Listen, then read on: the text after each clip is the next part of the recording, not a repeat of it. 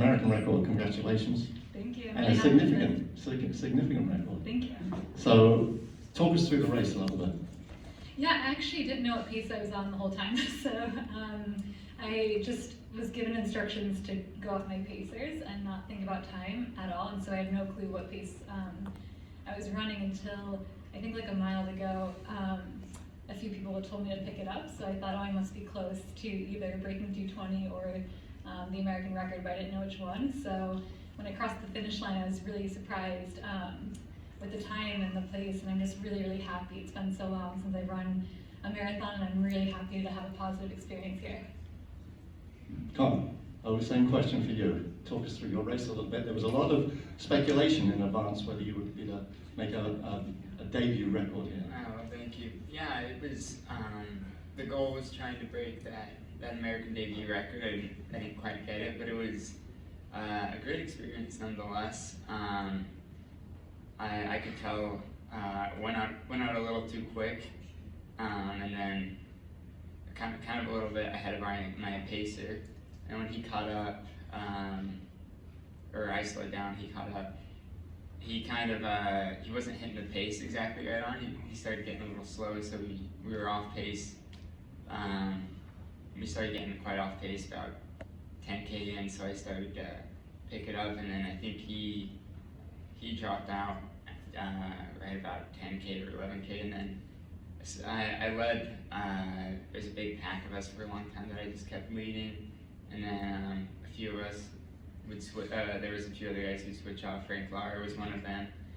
There was another runner from Japan who started switching off with me later in the race. He ended up 6th, I believe. So there's, I don't know, lots of switching the lead with different runners trying to, break the one for one another. Questions for Conner or Emily? Yes. Emily, we couldn't see you on the broadcast, so I'm a little bit curious about exactly when you kind of broke away from the chase pack and when you were kind of on your own with your pacers. Do you have a sense of when that happened? I'm trying to remember. I think it was after mile 20, I think. But yeah, actually I never saw like a vehicle or a camera, so I was like, I must not be on American record pace, because I figured they'd show it if I was. So I thought I thought like I was getting close to breaking 2:20 because of that. Any more questions? Yes, sir. Conner, you talked the other day about you could simulate everything about the marathon except the unknowns. What were some of the unknowns that you learned about today? I think a couple of the unknowns were just how beat up your body feels near the 24, 25, and 26 miles. I think I hit a big wall at where it said like 1 mile to go, so 25.2, which is funny because the longest I've ran up to this point is 25.2 on the dot, so I was kind of surprised to hit a wall right there.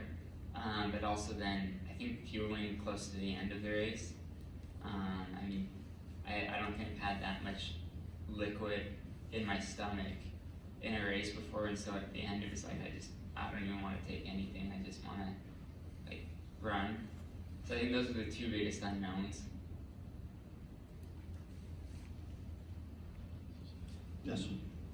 I kind of feel like, Emily, you said you weren't sure what pace you were going until like the last mile. When do you think you realized that you were going to break the record, or that you had broken it? Not until I crossed the finish line. That was the first thing I said to my husband. I was like, what did I run? And then where did I finish? And how did you feel late in the race compared to how you felt in your debut? That's the best I felt compared to my debut. I remember when I got to mile 24 in London 3.5 years ago, I was really struggling, and I just kept telling myself, pick up your legs, like pump your arms, like just kind of telling myself to move my body, whereas this time I actually felt pretty good. And I think with like a little less than 4 miles to go, I talked to Johnny Muller, one of my pacers, and I was like, let's pick it up a bit. And we did, and then I think I slowed down a little bit, and he was like, no, come on, finish it. And it was great. Honestly, him and Brian Harvey did such a good job pacing me. Yeah, they did an incredible job. Emily, was your intent today to go after that record? My intent was to break 2:20 and have a good like walk away with a positive experience from the marathon and be excited for my next one, because I feel like I haven't experienced that in 3.5 years, and so I really, really wanted to walk away from today feeling really good. So 2:20 was my main goal, and I thought if I felt good, I'd go for the record. So to break the record and break 2:19 and finish second, like I'm so excited about that. Well, similarly, Conner, there was a lot of speculation, as I said, about what you might do here today, but what was your expectation? What were you going after? To be honest, I was just hoping to get through halfway about 103, anywhere between 103.30 and 104. I think, you know, with pacing, you never know what people are going to, pacers and people around, like you can have one plan, but just knowing something could go south. And so I just wanted to, you know, kind of get through halfway at that point, get through mile 20 at about, like, I don't know, 208 pace, 207 high pace, or 207 mid pace, and then really start cranking it down. Sadly, I think I may have gone a little too quick in the, you know, 10K to 15K time frame. I think that kind of, I don't know, put me through kind of a little bit of a ringer. And so I didn't feel as good when I hit 20 miles, or more so that 24, 25 mile range. Any more questions? Well, okay. Emily, did you see the previous record holders either before the race or after your finish, and was there anything they said to you that was particularly meaningful? Afterwards, yeah, all four of us stood together for a bit, and it was really nice just seeing them. They congratulated me, and yeah, I don't know, just incredible, because they have like left such legacies in this sport. So to be amongst them is really such an honor. So to get to see them and hear from them afterwards, that meant a lot. Yes, sir. A question for Conner. So all eyes were on you kind of breaking this record, but it was kind of cool to see Frank Lara running with you through a lot of the race. I want to hear from you, like, what was that camaraderie like? Did you feel kind of excited that there's two Americans at this pace? Oh, absolutely. Frank's a tough runner, and he's probably one of my favorite competitors to compete against, just because he's not, I don't know, he's somebody who's willing to, you know, get out there and grind it.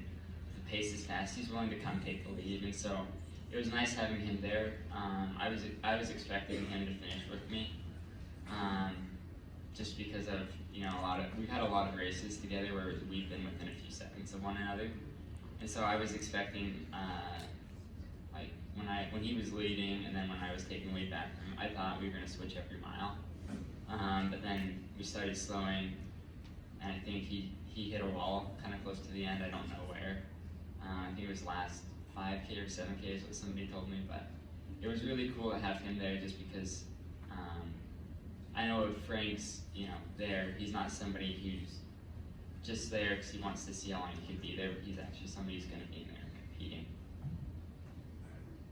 Okay, let's welcome race director Kerry Pinkowski to the stage. She's going to join us right now.